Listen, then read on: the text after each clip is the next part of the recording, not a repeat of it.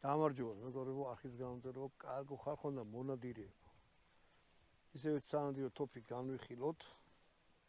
ელ კლასიკო, ორლულიანი, ჰორიზონტალულიანი ტოპია.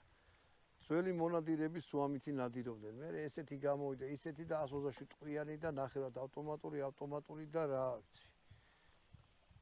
ეს არის ალბათ ჩემი თვალსაზრისით ნამდვილი მონადირის ტოპი რა. თუ ორი ესვლა, გაგიქცა ესე იგი დაანებე თავი რა. ერთი იყო მწყერი აფრიკა და რა ვიცი. მიაცალა რა სულ ყველაფერი. კი მოკლა, მაგრამ რა ვიცი, შეიძლება ჰაერი სანამ დაეცა კიდე ორჯერ გაარტყა. ისე ისრაფით ესვლა. ეგ ისე ხუმრობით. მოკლედ, სანადირო ტოპია. ჰორიზონტალულიანი. ქვია ჰუგლუ 202B. აი ესეთი. აი აქ აწერია რომ ჰუგლუა და მოდი ვთქვათ არის კომპაქტური, დიდი არ არის, ხელზე ჯდება კარგ, ანუ აი ხელში რომ დაიჭერთ ბალანსიც უჭირავს, აი ესე რულები წინ არ აქნევს, კონდახი მგონი კაკლისა, ფერი ეგეთი აქვს. და მე ხეოფილი არა ვარ ზოგიერთივით, ვერ ვერკვევი ხეებში, მაგრამ კაკალს აკავს. ლაზერით არის დაჭრილი, აი აქ. რაც სასიამოვნოა, ხელი არ დაგიწყდება, ზედ ამაზე ხელის იმას სრიალებს. ამაზე არა. აი ესეთ კონდახებს ერთი აქ მინუსი, რომ ნაზად უნდა მოექცეთ რა. საერთოდ ტოპს საერთოდ ყოველთვის კარგად უნდა მოექცეთ, მაგრამ ექსტრემალურ სიტუაციებში დაგივარდათ, ქვებზე დაეცა, რაღაცა მოხდა, გაუკეთდება, ჩაკეჭნე და ასე შემდეგ. კაცსაო ნაუმრობა უნდა ეტყობოდეს, აი ეგრე დაეტყობა. უკან ტოპს აქაც ეგ კაუჩუკი უყენია. შემაგრებული ადგილი აქვს, რომ ტანსაცმელს არ მოედოს. კაია, თვითონ ეს სიგრძე. ჩემი ხელისთვის მე ხო გრძელი ხელები არ მაქვს, ხელმოკლე ზურა ვარ, ამიტომ ჩემთვის არის კაი. სანადირო ტოპის ყიდისთვის ვიღაცა მირჩია, მოდი ეს იყიდი არა. თუ გირჩია და რაღაცა და მაგარი სისტემა ყველა ვარიანტში სანამ იყიდით, მიდით, ხელში დაიჭირეთ, ხელზე მოირგეთ. შეიძლება ესე გამოვიდეს, შეიძლება ესე გამოვიდეს. გან არ შეიძლება ამის შეცვლა, მაგრამ რატო უნდა იწოლოთ? აი ხა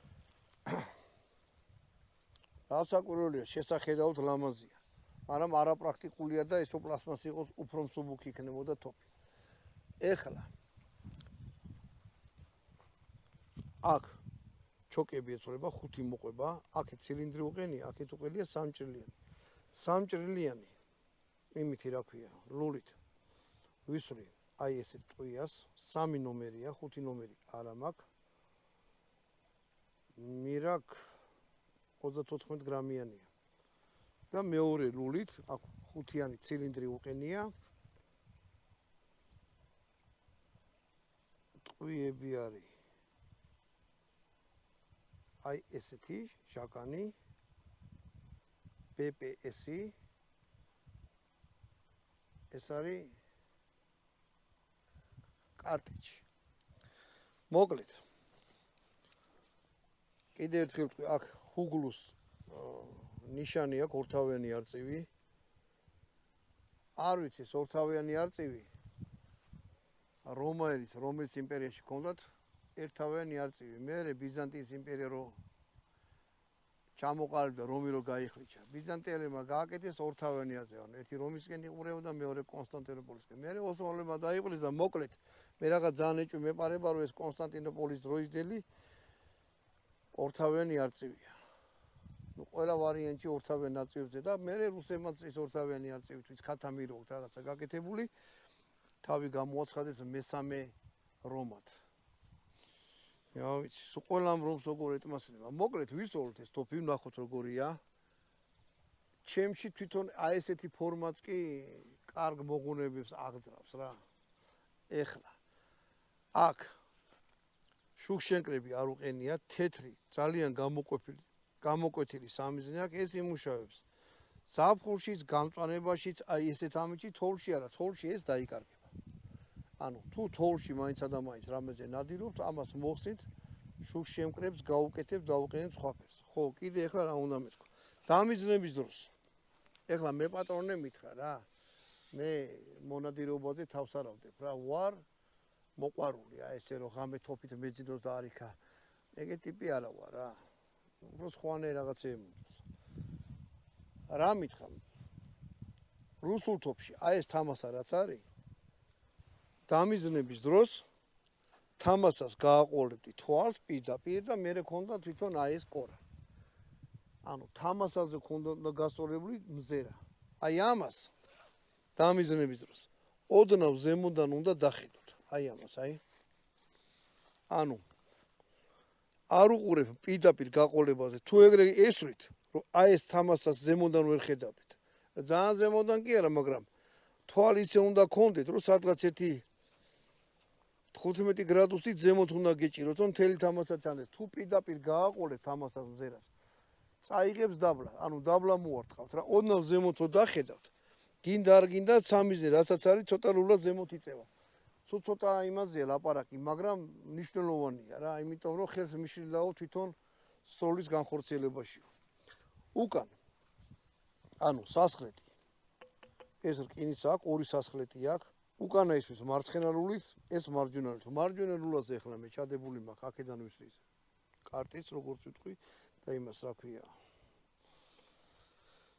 შაკანს. ეხლა გადახსნა ესე ხდება, კლასიკურია, გადაწიეთ, გადაიხსნა თოფი, ინჟექტორი აქვს, ჩაალაგეთ, ახალი თოფია და ჯერ არ არის მომჯდარი, ცოტა რთულად. ეხლა რა ხდება, კიდე ამისი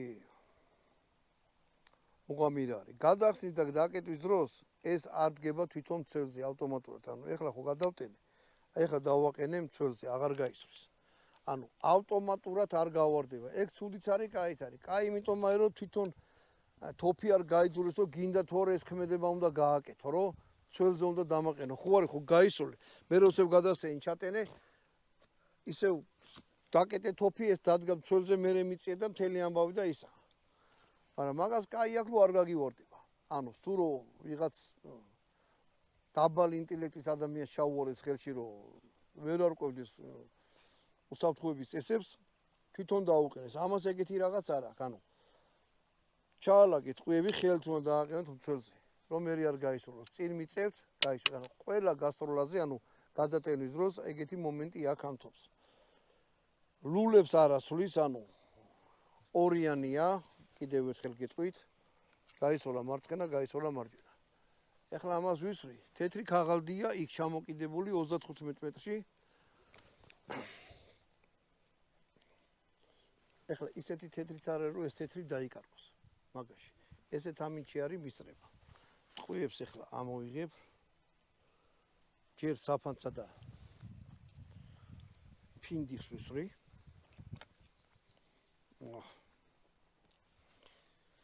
გადავხსენი.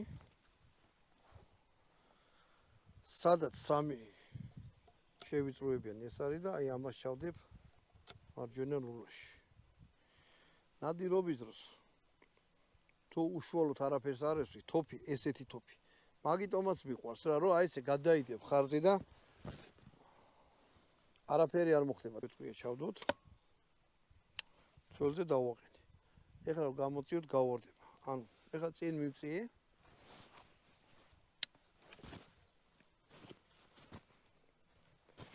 ანუ აი მასე ხوارდება ეს მაინც, ა?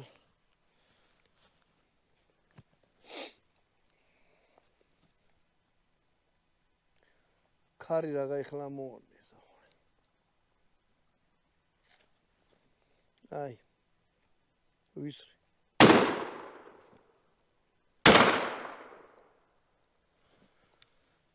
ორი ტყვია ვისროლე.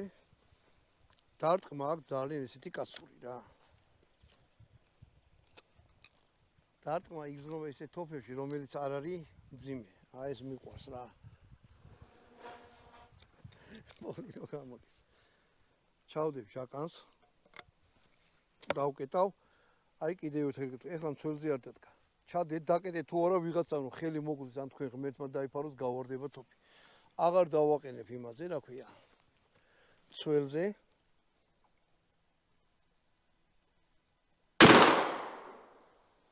შეგინაცო.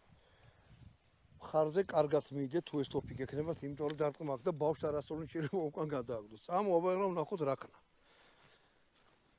ერთადერთი რაც იყო პირდაპირ თავიდან ხელში კარგად ჯდება, მაგრამ დარტყმა აქვს კარგი, ანუ გემრიელი რა. ყვები ამაში არ არის, დარწმუნდით ამას, დავკეტე. გილზები ციბეში ჩავიდე. შეგენაცვალე ბიჭო, აქედან ვხედავ, რომ რაღაცა ძალიან კარგად ისროლა რა. ანუ შეიძლება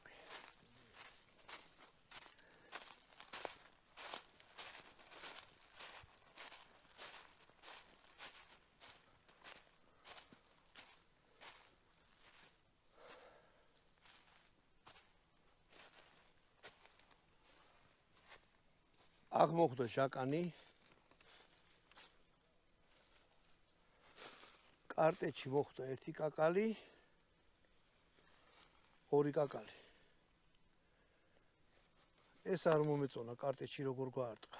არა, 1, 2 და 3. დანარჩენი 3 ნომერი გაფანტა ესე, როგორც ხედავთ. 5 ნომერი ყოფილიყო, კაი იქნებოდა, მაგრამ ნუ რაც არის. ანუ შეხედეთ.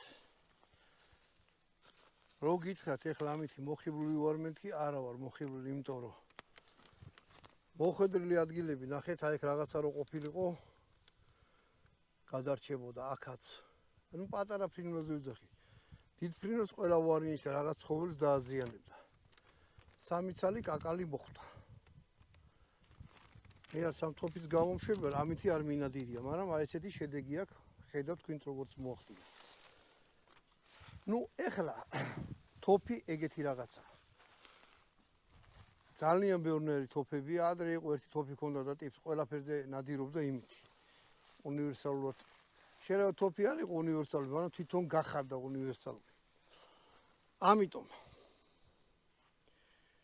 რა ვთქვა რა, სუბუქი თოფია, მიუხედავად იმისა, რომ ორი ლულა აქვს, დაბალანსებულია, ხის კონდახი, ლამაზია და ესეთი რაღაც ახასიათებს, როგორც გითხარით, ეს თავისით არ დგება ცველზე. ხელთ უნდა დააყენოთ.